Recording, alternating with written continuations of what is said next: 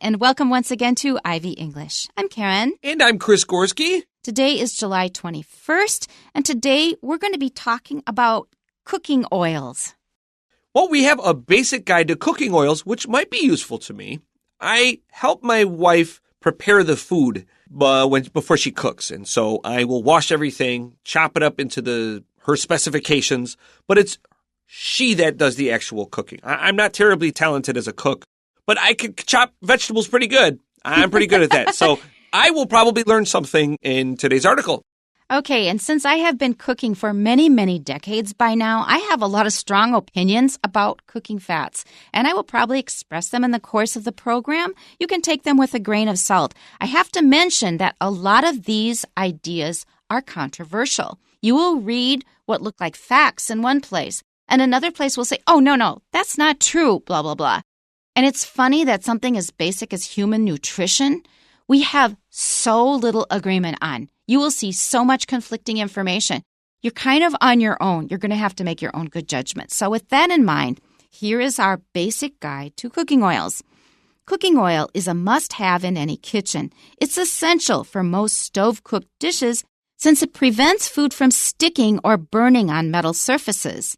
Cooking oil boosts the fat content of meals, making food more filling and infusing it with extra flavor. There are many different types of cooking oils out there, and picking the best one for your meal can be a tricky decision. One of the most popular cooking oils is olive oil, which has a light flavor. It's rich in antioxidants and is considered to be the healthiest and most versatile of cooking oils. Refined sesame oil is another healthy option full of antioxidants and adds a slightly stronger flavor than olive oil. Its high smoke point makes it ideal for sautéed dishes as well as high-temperature stir-frying. Another oil that offers a subtle yet distinct flavor is coconut oil. It is fattier, which means it contains more saturated fat. It's a great substitute for other oils because it can be used in a huge variety of dishes. It's also an excellent choice for baking. Another common cooking oil is peanut oil, which has a medium-high smoke point and is great for deep frying and stir-frying. Peanut oil also works well in large batch frying, which is why it is very prominent in the fast food industry. Then there is canola oil, a generic vegetable oil developed in Canada in the 1970s. It is usually less fatty than other cooking oils. This makes it a great choice for people trying to lose weight. While some oils may be better for certain dishes, there's never really a wrong option. Cooking is a creative art, and there's nothing wrong with experimenting with different oils to find the perfect taste for your dish. And one thing that they did not talk about is lard. Yeah, I was thinking about Crisco. I kept thinking about Crisco, which is a branded type of lard. My name is Chris, but no H in Crisco. So it's Crisco. And Crisco was really popular when I was a kid, and then it magically disappeared. Somewhere along my childhood, it just vanished. Because it doesn't contain lard, it's vegetable shortening. And to make it solid, they hydrogenate it. And hydrogenated oils are found to be really bad for your health. I remember hearing that it was really bad for your health. I remember it tasting really good. But this was all when I was quite young, well before I was able to purchase things on my own. It was really popular for making pies. That's what my mom used it for, because if you roll out the dough with Crisco correctly, then it comes out flaky. That means one flake upon another flake, and that makes for very tender pie crusts. Now, I have to say, you can buy pies in Taiwan, both things like French quiches or sweet pies, American style. They often just use a very sandy kind of crust. They just kind of press it in there. It is not flaky, which means it's really hard. And that is not the way pie crust should be. So when you see something that claims to be American-style pies, it probably doesn't have a good crust. We make our own apple pie pretty regularly. Oh. And I think our dough is pretty good. I wonder what you would think about it. What does she use? For oil or for grease? So we use butter, just straight up butter. Butter will make it very rich and very tasty, and my mouth is watering. Let's go back to the beginning. So if you are wondering what kind of cooking oil to use, this claims to be a basic guide, but I am in disagreement with a lot of the suggestions, so I'm going to mention along the way do your own research because there's a lot of conflicting evidence or conflicting ideas about what is good for you and what is not good for you in foods in general, but especially when it comes to fats and oils. So keep that in mind. Okay, back to the beginning again. Cooking oil is a must-have in any kitchen. Now, it's saying that any kitchen has to have oil, but this is not necessarily true. You can cook without oil. Once I decided not to use seed oils, I used to use sunflower oil. My oil has been sitting there unused for a long time. You can cook without fat. It's possible, but I started using butter like Chris says his wife does. Yeah, we'll use butter. My wife also actually makes her own infused oil, so we'll buy a nice jar of some kind of oil, and then she'll boil down a whole series, a huge stack of just green veg into the oil to infuse it with the nutrition, I guess.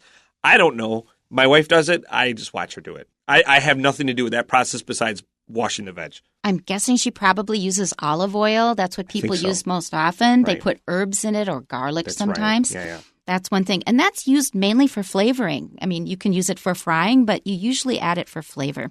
So it's saying everybody has to have oil, but this is not true. You don't have to have oil. It's essential for most stove-cooked dishes since it prevents food from sticking or burning on metal surfaces. Now, this is certainly true of Chinese cooking, where you have stir-frying as your main way of cooking. In order to stir-fry, you really have to use oil. You can use water. Use a small amount of water, and it's not really stir-frying then. There are alternatives. But for traditional Chinese cooking, yes, you do need oil. Cooking oil boosts the fat content of meals, making food more filling and infusing it with extra flavor, and that is true. So if you've used oil or other fats to cook your meal, it will be more filling. It contains a lot of calories and is quite filling, and it will also add extra flavor. I remember on a cooking video I once saw, it said, just add lots of fat. Fat is flavor, and it is really true. That is true. There's no denying good. that. That's right. To continue, there are many different types of cooking oils out there, and picking the best one for your meal can be a tricky decision. This is true. It is hard to pick the best one.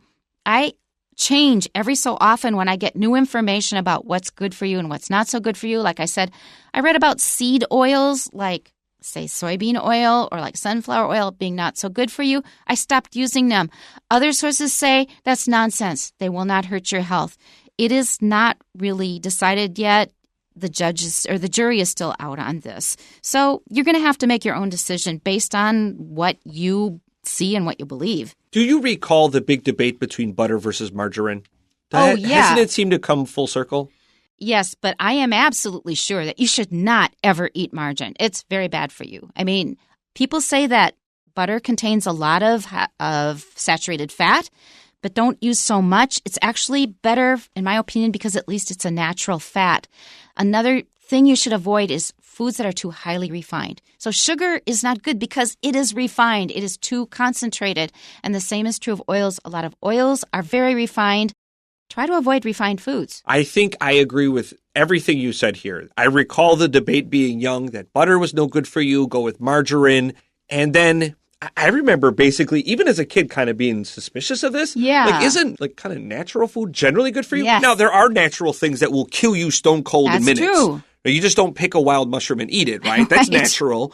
But I think generally speaking, your natural foods are going to be better for you than the processed foods. And I think what the conclusion you're reaching here is that something I agree with, that it's not really the fat in your food. It's probably more this refined sugar in everything. To me, that's probably the bigger problem than fat content at all. I think people are misjudging things by focusing on fat instead of that extra sugar calorie. And it's often refined anything because the process of refining often will add toxins and you have other problems. We were probably not meant to eat things in such a concentrated form. That's my view. Okay, let's move on to the next paragraph.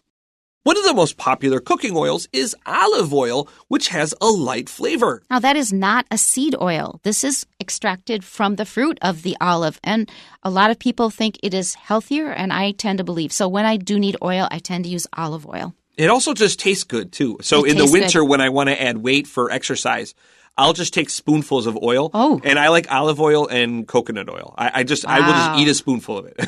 Especially probably extra virgin olive oil because that has more scent and flavor.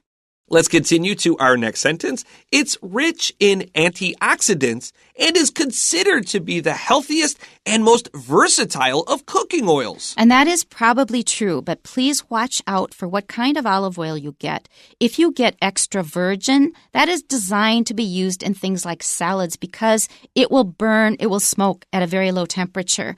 If you are going to use it for higher temperature cooking, don't get extra virgin. Just get ordinary olive oil. When something is versatile, that means it can do lots of things. A person can be very versatile. They have many talents.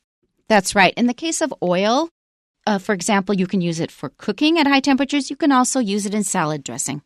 Now, interestingly, when something is rich in something, it means it has a lot of something. But as Karen was telling me before, that when something lacks something, that also could be good. We could say it is low in fat, it is low in polyunsaturated fats, low in sugar. That's interestingly low in, you might think is bad for you. Actually, sometimes it's good for you too. Definitely in the case of sugar. Let's continue to our next sentence. Refined sesame oil is another healthy option full of antioxidants and adds a slightly stronger flavor than olive oil. Now, this sentence, please be careful, because if you know anything about Chinese cooking, and all of you certainly should, you know that sesame oil is used as a flavoring at the end of cooking, after you've taken it away from the heat. Normally, do not fry anything in sesame oil. It's just a flavoring oil. And that's why it says refined sesame oil, because if you try to fry sesame oil, the smoke point is very low. It's very heavy.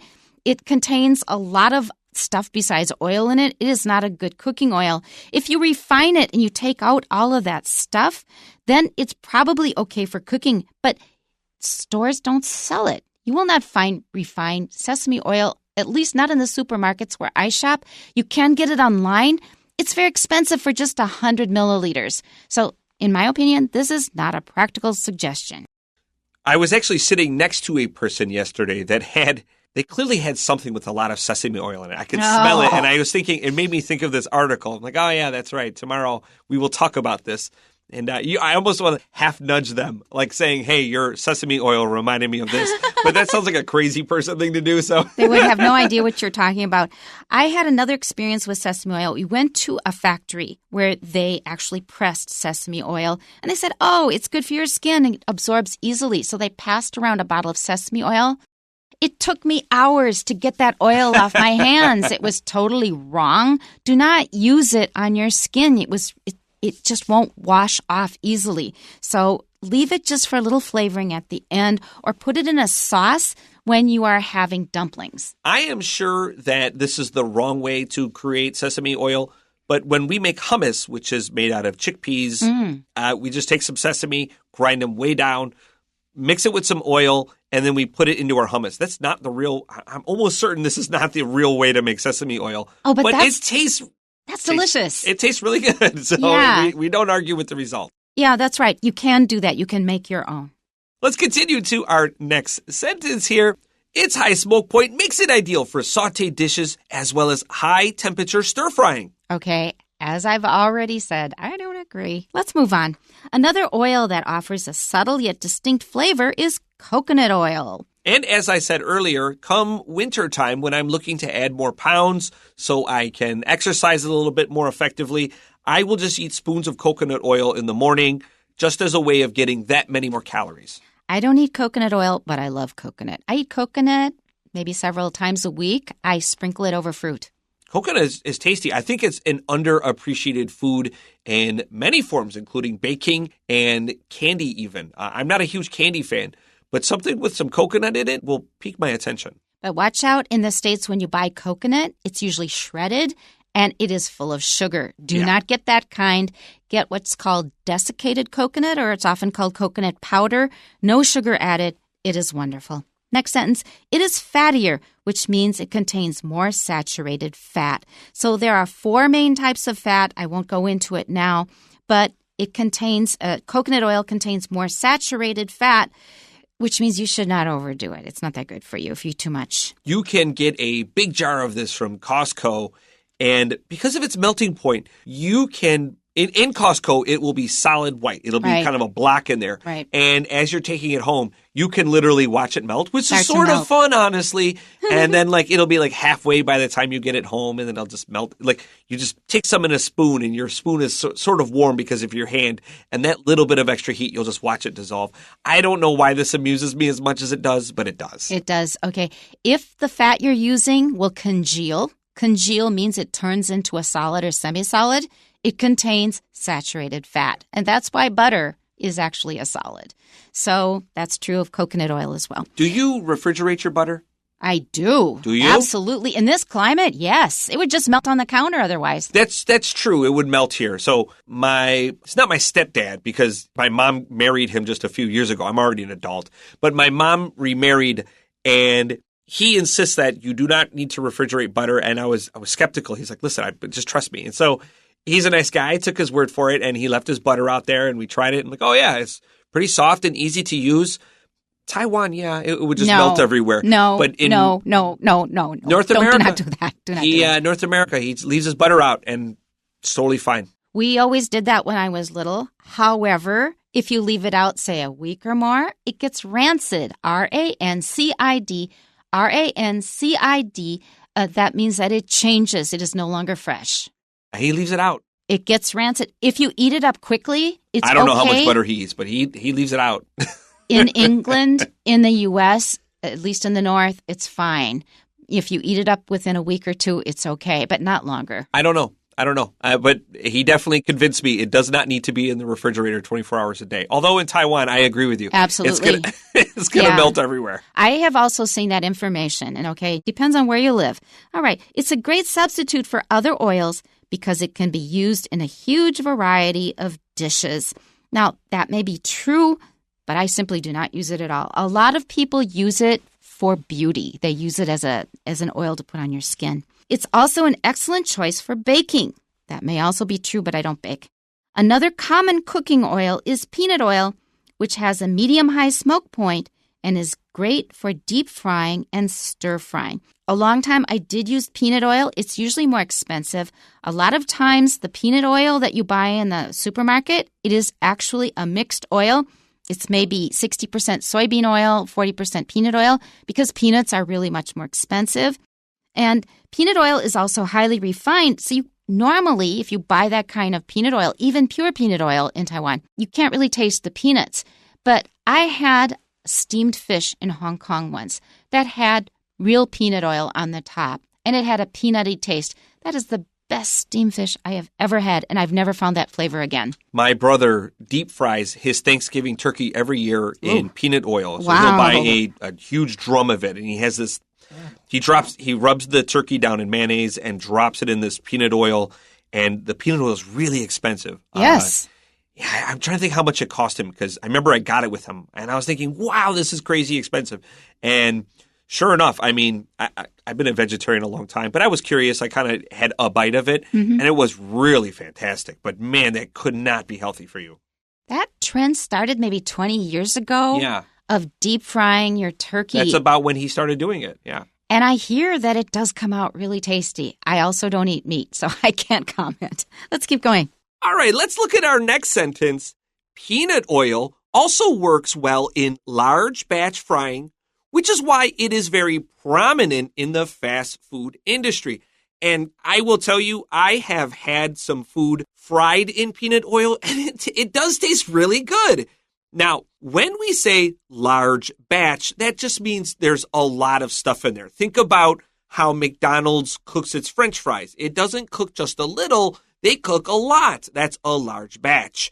And when something is prominent, P-R-O means to expand or to grow, or if there's a lot of it. It's related to the word promote. So prominent here means it is very common and well known. Then there is canola oil, a generic vegetable oil developed in Canada in the 1970s. Okay, so canola oil is actually oil that is gotten from the seed of the rape plant. And you see rapeseed greens in Taiwan. I buy them often and cook with them. But just that word, it really puts us off. Generic means that it's very ordinary. It doesn't have a lot of personality or strong flavors, and that is really true. Okay, let's continue. It is usually less fatty than other cooking oils. Yeah, it's very bland. It's fairly light. This makes it a great choice for people trying to lose weight. I don't really agree with this because oil is oil. If you add more oil, you're going to add more calories. You're not going to lose weight that way. So I think that is misleading myself. Okay, last paragraph.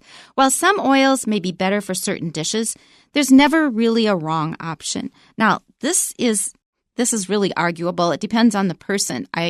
So both Chris and I, we do not eat meat, so we're not going to choose lard. We didn't talk about lard today, L-A-R-D. That is oil that congeals into blocks or however you want to shape it from pigs. And so I don't think that's a good option. Some people say it's natural, so it's good. People are going to disagree. For me, it's not a good option. A lot of other things I simply don't agree with. You're going to have to do your research and decide yourself. Cooking is a creative art, and there's nothing wrong with experimenting with different oils to find the perfect taste for your dish. Yeah, in the end, we all have to make our own decisions. How slavish are you to and from a recipe that you find in a book or online? Do you have to follow it exactly, or are you okay with, I'm going to adjust this? It really depends, because back in the days when I was baking, my mom taught me how to bake. When you bake, you really should follow the recipes because you may not put enough baking powder or yeast in it, or you may not process it correctly. For baking, it's better to stick with the recipe. For everything else, no, I do it by feel. I very strongly agree with 99% of that. I would say the one thing in baking I do adjust, because I agree with you. In baking, it's very particular, especially your crusts. I reduce the sugar by 70%. I agree with that too, but you often do need some sugar. You do need some sugar. In order to balance the other ingredients, or it won't come out right. Okay, let's go to our questions. Number 1, how does oil help when one cooks food over a stove? Well, it prevents food from sticking or burning on the metal surfaces. And that takes care of that. Next, we have a little table here for questions 2 through 4. For the first one, okay, on the left hand, we have the oil, the name of the oil. And then on the right-hand side, we have its characteristic or one of its characteristics. The first one is olive oil. It is viewed as the healthiest oil due to its high amount of, and the answer is? Antioxidants. The second one? Number 2, coconut oil. Though it is a blank oil, it has a light but noticeable flavor. And our answer is? Fattier, and by fattier, they mean it's higher in saturated fat. And finally, we have canola oil. It has a lower amount of? And the answer is fat. Now, that is arguable. It is really all fat. It's oil, but we'll leave it at that. Number 5? Based on the passage, which of the following oils are suitable for stir-frying? A, olive oil and refined sesame oil. Olive oil is not often the best for stir-frying because the temperatures get too high. B, coconut oil and peanut oil. Again, the same thing. So they are not really necessarily the best for stir-frying. C, refined sesame oil and canola oil. The article says refined sesame oil is good for stir-frying, which I don't agree with. And it doesn't say the same about canola oil, so no. D, peanut oil and refined sesame oil. Those are the 2 oils they say that are really good for frying. Again, do your own research. This is up to the individual to decide. So D is the correct answer here. E is canola oil and olive oil. No, the answer should be D. That is it for today. Well, I suppose next time I go to the supermarket, I'm still going to just buy whatever my wife tells me. Exactly. And I'm just going to keep on doing what I'm doing. So take care. We'll see you next time. Bye-bye. Bye-bye.